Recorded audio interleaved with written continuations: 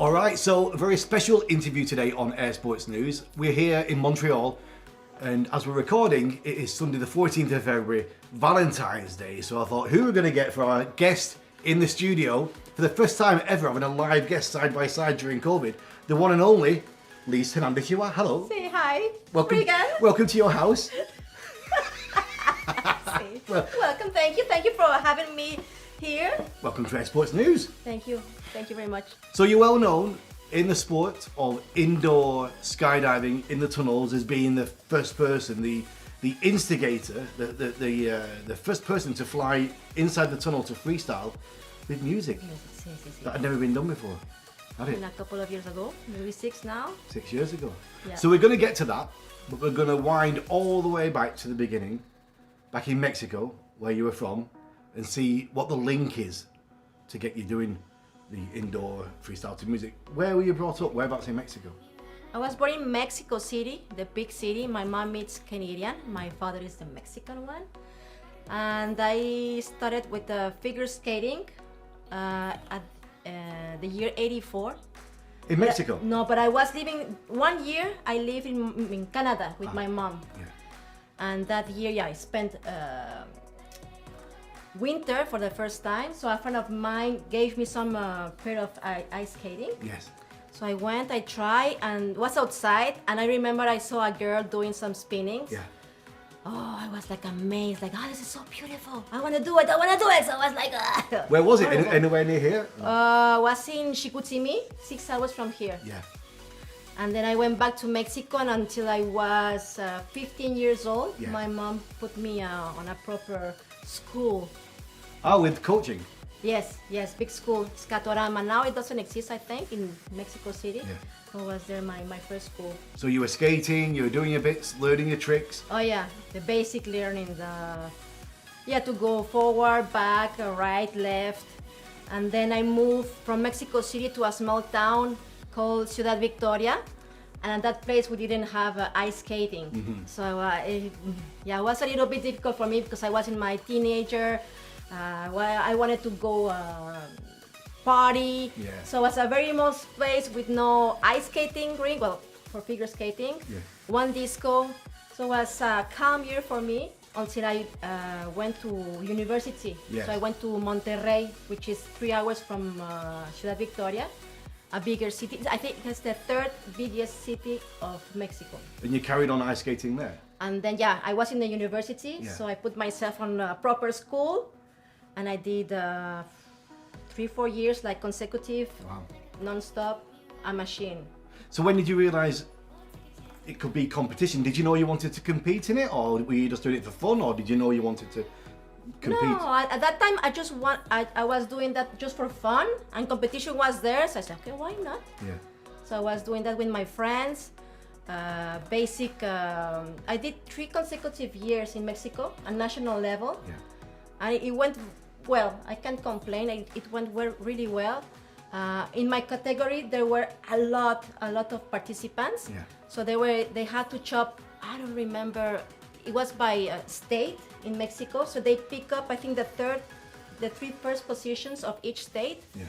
Then we moved to the big competition. So Mexico has 32 states. I don't remember. So there were a lot of girls. So we needed to be eliminated.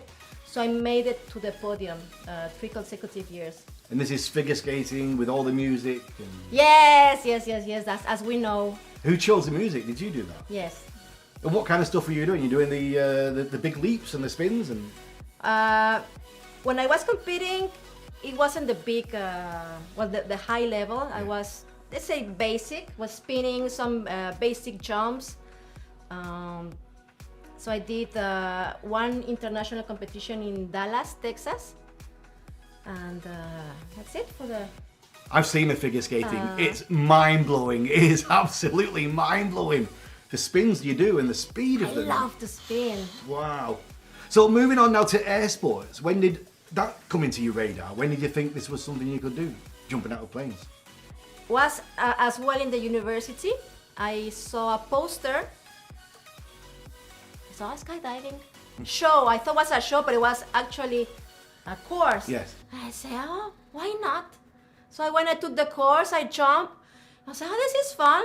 You know, the friends, the fun. No, this is cool. What year is this then? Where were we up to? That's in the 90s, 94, 90s, yeah, and I think 95, 94. Was it a static line or was it? No, that's old. It wasn't a static line. No. I didn't did the tandem. I went straight to the AFF. Oh yeah, with no tandem or anything. No. Did you pass it all the way through? I passed. Well, one they said to me, "Do it again." They just wanted money. Ah, see. Where was this in? It was in Mexico, in Monterrey. Monterrey. That's at the north of Mexico, close to Texas. Right. Okay. So you started jumping. What happens next? Because you finish your AFF, you're doing fun jumps, but at some point, competition starts to get involved. Competition in skydiving. Yeah. I started doing the freestyle. In the sky. In the sky, yeah. Because I really like the freestyle. I saw a video of Dale Stewart. Yes. Dale Stewart is a freestyler, and she do very elegant moves. She's like a ballerina, very straight, very under control. Yeah. And then for competition was until I arrived to Canada. And so then you're in Canada. You carried on jumping. Where were you jumping at in Canada? In Canada, it's I forgot the name. It's a Farham. Yes. There's a drop zone still there now. Yeah. So we did a lot of belly jump. Yes. And that's what I did. Sí. And they did a record. Yeah, a formation record. A formation record that the year. I need to remember the year. It's around my kids, 90. Ryan was born in 2007. Yes. 7, 8, Was it 2006? 2009. 2009. How many people was on the formation? 102. 102 way. Yeah, and still the record. What was your biggest formation before that? Before that, I think we did 50, 60s, Right. 70. So you built your way up, and how did you find it? I've seen the video, I've seen you docking there, you seem to do a good job. It's amazing, it's amazing. I remember when you see the airplanes in the formation, Yeah. it's like an orchestra. Yes. Like the violins, everybody getting ready, and then the chef of the conductor. The conductor said, "Okay, ready, set, go!" And then boom, everybody doing his job. It's a teamwork. It was amazing. So, and after that, you got into the 4-way formation stuff. Yes, I really wanted to do competition. I wanted at that time to do something wow. I was hungry to do something wow. So I did 4-way. Here in Canada? Here in Canada. We went to compete to make it to Dubai to represent Canada. For the the Mondial or the World Air Games? Was it, would it be 2012 for the Mondial, wasn't it, you were aiming for? Mm-hmm, yes. I think so. So this would be like 2011, 2010, 2011. Around that. Yeah. But I heard on the second or third jump, I hurt my hand on the landing, so I couldn't finish. So I was so upset because I really wanted to continue jumping. I felt like a kid. Yes. Like you have ice cream. It's like, oh yeah, the ice cream is delicious. I'm gonna taste it, and boom, it fails. It's like, no. And this, you were trying to be in the Canadian 4-way female team. Yeah. You know the team that actually beat you, that actually went to Dubai? I had my most expensive meal ever with them. Why? What because happened? we had free food at the hotel in Dubai, and these Canadian girls, I was talking to them, must have a thing for Canadian girls, I don't know. But they were saying, we're going to go for dinner tonight, do you want to join us? And I said, yeah, no problem, we can do that. We went to this restaurant, which was, I should have known it was going to be expensive. The Burj Khalifa was right there at the side of the table. And everybody was ordering things, and wine was coming, and it was like $400 each. I really was not happy. I've never spent that money. My first car cost £85 and it's $400 for a meal. Couldn't believe it. I think Jean was on the team, was it? See, Jean Skizzy? Was it Jean and Celine probably? I don't know, I can't remember exactly who they were. But yeah, it was an expensive meal. Oh wow, what a surprise. So there you were, so you'd hurt your hand, so you couldn't compete here in Canada. What happens next? Next, I moved to France. Yes. I moved to France with the family, and I said, "Oh, France! It's a good opportunity because the level Yes. of the formation skydiving is the best." Yes.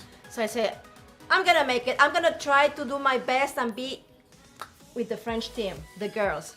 So I did my research, and then at the end of the story, I realized, okay, because the French Federation, they support, they pay, they train their athletes. Yes. So I said, okay, let's say I have the level. I present myself, "Hi, Lise Hernandez, I'm super, super good in flying, and I'm 40. And then if someone else comes and she's 25 with the same level, same skills, they're gonna pick up the young one. No kids, free to go to train, so she can have the time Yeah. to do it and train as they need to do." So you're saying you're over 40? I am. Oh, carry on. And then I said, what I'm gonna do, because Yeah. I was so how you Hungry to compete? Yeah, I was very, very, very, very hungry. Say, I want to fly. I want to compete. I want to do something. Wow, what I'm gonna do? I cannot just. This can be done. Yes. I need to find a way. So then I realized, okay, Liz, sit down, think. What you are good on? How we say? What your where your passion is, what you're good at, or Yeah. where your strengths are? What's your strengths? Yeah. You like to do figure skating. Yeah. It's artistic. You like to do freestyle. Artistic. You love to fly inside the wind tunnel. Easy. It's there. Well, why not to do freestyle with music? At that period of time, it didn't exist. When's this then? 2002, 3? 2000, maybe 13, 12. Oh, right, really, that far advanced, right? It's quite Yeah. crazy. And I said, well, it doesn't exist. Well, at that period of time, we had a freestyle Yes. inside the tunnel with no music. Yes. So I Well, said, of course, 2012 is. Yeah, yeah. yeah. So I said, well, it would be a really cool idea to see someone flying inside the tunnel with music, like a figure skating. It would be Yeah. so cool. So there's more reason for a story. People who doesn't understand the technique, they will connect. So I saw a lot of potential. Yes. So this is where I'm gonna go. I'm gonna spend all my time, my energy, money to make it happen. But the first step was to find the right equipment to be able to hear the music inside the tunnel and the people outside the tunnel. And you know that the noise inside the tunnel is extremely high. So Yes. we wear earplugs to protect ourselves from the noise. So how I'm gonna do it to make it safe Yeah. to hear music and So what you want to do, you want to perform in the tunnel with the freestyle.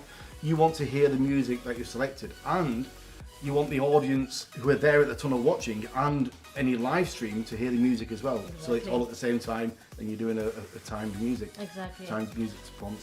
So what equipment did you have speakers? Where did you try this first? Where was it at? well, the first step was to find the right equipment Right. to see if I can hear the music and an equipment that can help me to connect the noise or not the noise, the music outside the tunnel. Yes. So I was lucky. Someone said, "Oh, a friend, the persons who sing, they have this equipment. It's wireless." Yeah. So I went to buy. I had to spend a little bit of money there. So I said, "Okay, I have to do it." So I went to the tunnel Aerocard. Yes, in France.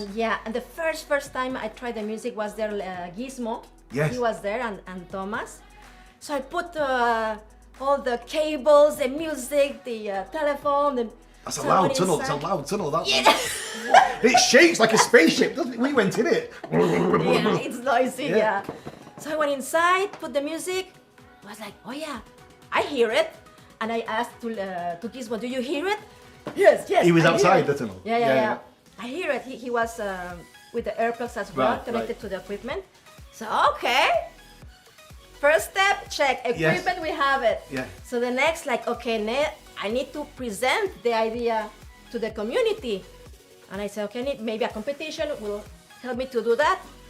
So I wait until the Canadian competition. The Nationals. The Nationals, yeah. Here? 2000, here in Montreal, Yeah. at Skyventure Montreal, at 2014, Yeah. beginning, I think it was March. So I said, okay, I'm gonna compete there, I'm gonna present the idea, but I have to speak with the organizers. Yeah. To see if they allowed me to do it. What did they think of it? What was the when you presented it to them? What did they say? They were very open. I said, Oh, yes, yeah? very easy. Yeah. Yes, you can do it. I was, oh, this is super easy. They knew that I was gonna be the only one Yeah. flying with music, and I said, okay, let's keep it a secret. Let's make it a surprise. They had a sound system already in place. Yeah. So I rent the equipment. We put all the wireless, the wire, sorry. Yeah. And I present my routines, and I think we have 6 routines, and I did 6 different Wow. routines. Yeah. Did the audience realize that the music they were hearing, that I mean, did they understand what was happening? Not everybody. I remember someone said to me, Lise, you were almost at the same time with the music. They Right. thought I was counting Yes. and performing, and the music, I wasn't listening. Right. And I said, no, I was listening to the music. Yeah. And they were like, what? What? How? And And the judges were okay with it, and the other Yes. competitors, and nobody. had a yes, problem? nobody said, oh, it's not allowed, it's cheating. No, they were very, very, very open. Yeah. They were a little bit surprised with scores. I was doing well. My level was very kind of a beginner. Yes. Because I was like around 25 hours for that competition, and the rest were like instructors. I think most of them. But for me, it wasn't important to have the podium. Right. I wanted to present the idea and see how people will react. Yes. And I thought, oh, after this, everybody's gonna do it. I was wrong about that. And when I finished the competition, I was expecting that everybody would say, oh yeah, let's do it. I'm gonna do it too. The comments were, oh, yeah, I have the idea too to put the music. I said, okay, well, you have to do it. No, Yes. you have to find the equipment, blah, blah, blah. And someone said to me, well, we will see if the community or the rest will do it as well. Right. And I was like, in my mind, I thought it's gonna happen. You thought it would just ignite and everybody would do it straight away. Exactly, and it didn't. So after that was the Canadian Nationals in Montreal, 2014. Mm-hmm. Then in 2015, No, the same year, in 2014, there was the first FIA. no, Fédération you can do it in the French. Fédération Fédération- Internationale, no, Aéronautique Internationale. Fédération Aéronautique Internationale, which I say FAI, and Spanish-speaking say FAI. FAI. No, Federación Internacional de la Aeronáutica. You say FAI. No, I say FAI. You say FIE. Do you? Yes, with the vocals in English. The vowels. It's a vowel, so You know what I mean? The FAI. FAI. Well, the first competition of the The first FAI indoor championships. Sí. In where? Austin, Texas. So you put yourself forward to compete. Did they know you were going to be using music? Yes, but I have to work on that because I wanted to make sure, because now it's a official competition, Yes. and I have to speak with my Canadian association. Okay, yeah. And because I was representing Canada. Yeah. So I said to them, okay, this is the idea. I want to compete with music, but I want to make sure they will allow me. So they did some emails to the head directors of Yeah. the Championships. FAI. FAI. Yes. So it took a while, interesting conversations. So finally they said, okay, you are good to go. Because what I didn't want is to go over there, because you spend a lot of money training. Yeah. Indoor skydiving is not cheap. Then the trip, all the efforts and the money, so I don't want to arrive at the competition in Austin and say to me, you know what, you're not allowed to do it. Right. And as well, the other competitors will say this is not fair. Okay. Yeah. Then it's like a big problem for me. So anyway, I managed. Everybody said, okay, yes. I arrive in Austin. I rent the speakers. Well, they didn't have their own speakers there, no? Nothing. So I have to bring my equipment. Wow. I install it, and Tell me, you told me something about a while ago. Somebody, was it the judges thought you were going to take the speakers inside the tunnel, inside the airport? yeah. So what did that was part of the emails. Yeah.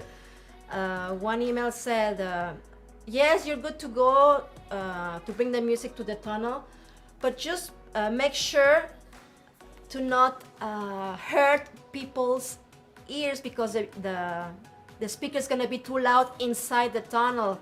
I'm like, They didn't really understand that they speakers didn't. weren't. Yeah. Said, okay, no problem. So you got the permissions, you roll up at Austin, you've hired all the equipment, you set it all up, and the competition starts. The competition starts. Remember people clapping. Yes. The judges really like it because it's different for them. It brings Entertainment. see, Yeah. exactly, and people, they enjoy it as well. And after that competition, the next one, they included in the rules that music was optional. Yes. And I said, oh yeah, everybody's gonna do it. Nobody in the next competition, nobody do it. Wow. Yeah. Do you think they just didn't understand how to do it, or No. it was too much of a change? People were scared of it? Or what? That's a good question. Why they didn't? Yeah. Maybe they just wanted to try and fit all together, and maybe it took time, because then that was 2014, the end of 2014 in Austin, in Texas. Mm-hmm. And we just started the Wind Games in Spain. We had the very first Wind Games in 2014, and this has now become the biggest indoor skydiving event, hasn't it? Yeah. And so after your 2014 Austin World Championships, the next involvement for you was at the Wind Games. You got in, tell me how that happened. What was your invite? What was your position there? Yeah. So I got an email from Anne Maxwell Yeah. saying, that they enjoy freestyle. They believe it's beautiful, the connection, and plus the music. They want to include that in the next Wind Games that was in 2016. Yeah. And for me it was like, yes, this is an excellent opportunity to. Did they want you as a consultant on Yes, it? Yeah. a consultant, a judge. I was helping to explain how to use the equipment, Right. write the rules. And Pretty much. so how many people do you think competed then with music in 2016? It was 5 persons, Five. competitors, and for me it was the big opportunity to make the flyers fly with music. Right. Because I think FAI Yes. competition, nobody did it. Yes. So I said, okay, they have to try. I need to force them to listen. It's To feel it. exactly. It's other story. So the 2016 Wind Games. Yes. So we have 5 flyers. Not a lot, but it was just enough to show the potential, because in that competition we have great flyers like Leo Volkov, Maya, Guillaume, Olga. They have more skills than me. I was like a baby. They are like professional flyers, so they can move faster, more accurate with the music. They Yes. can play with the music. And when Leo did his routine, because we had only one routine with music, Yes. the other was other elements. Yes. There was only one routine, music mandatory, and Leo just hit all the elements I was asking. We had also in that competition judges, dancing Yes. judges, 2 of them, to help evaluate. Was this the year it went crazy with the multi-million views. Or Yes. was that 2016? Yeah. The media really Was a big yeah. viral video. Leo and Maya. Reuters, BBC, all the channels picked it up. It was shown everywhere. 50, 100 million, 300 million views. That was crazy. We Yeah. couldn't believe it. Yeah. It was amazing, amazing, amazing moment. It was magical. And then the next year, 2017, everybody was with music. After that, I think we what we were needing, it's a good flyer to show the magic. Yes. What I was doing, I couldn't make happen the magic because I was a beginner. I couldn't really, express like a professional with Yeah. music. But in Wing Games, it was like a perfect example. And after that, now it's In all the competitions, everybody's doing it. But not only that, it's gone from there. Now it's used on Broadway shows. There's elements which have been used with music on stage in the big Broadway shows with pirates flying through the sky with music and things. There's elements that are being done especially designed, like full-on projects with the proper good systems of music and lights and smoke. The top flyers with Inca and Maya and Kira. All these people are doing incredible performances. How does that make you feel to see where it's come like that? I'm super, super proud. I'm happy to have that we have a place where we can express ourselves. Because each person, well, for me, it's very important to see an artistic person bring his stuff, his uniqueness, his essence. That is magical. Because if everybody do the same thing, it becomes boring. Yeah. And it's the one element of air sports that is really, it's one of the elements of air sports that has really took off. People can understand it. They can see the performer in the tunnel with the music, making the moves. It makes sense. You can feel what's happening. Yeah. Wow. But now with the competition, it's a bit tricky with the rules, because some persons have their own style. So how you can evaluate style, then the technique, it's not easy. But I hope we can find one day like a good balance. Yeah.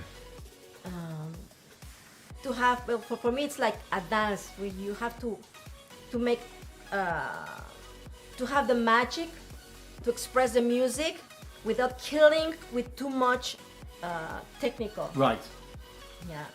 And here we are now, COVID situation, lockdown, here at home, we can't fly, we can't do No anything. Wing Games. But this time last year, we just finished we were in the Middle East, in Dubai and Abu Dhabi, and you got to fly in the biggest wind tunnel in the world, the 32-foot tunnel. How was that when you first saw it? Ooh. Mind blown. Huge. It's different sensations. Once, when you're inside, just standing up, like, oh, wow, this is big. But when you fly, it's like you feel it's more big. It's like you fly, down, up. Yeah. So it was amazing. Thank you, mi amor, for Oh, that. so it was a birthday present, not a bad boyfriend. Well, there you go. That's your little history on your air sports and your figure skating and your wind tunnel. Which comes to mind as being one of the most emotional moments for you in all your aviation or your flying career? Which is the one that hits your heart the most? That's a good question. Well, for sure, I had a very, very good memories of the Wing Games 2016. Yeah. It's like finally people understand, Right. can see. Now when I see new flyers doing new magic, for me it's like, feels so good. Yeah. Oh, good. Well, thanks for joining us here in Thank you in for your living inviting room. me. Happy Valentine's Day. See you, everybody. Ciao, ciao.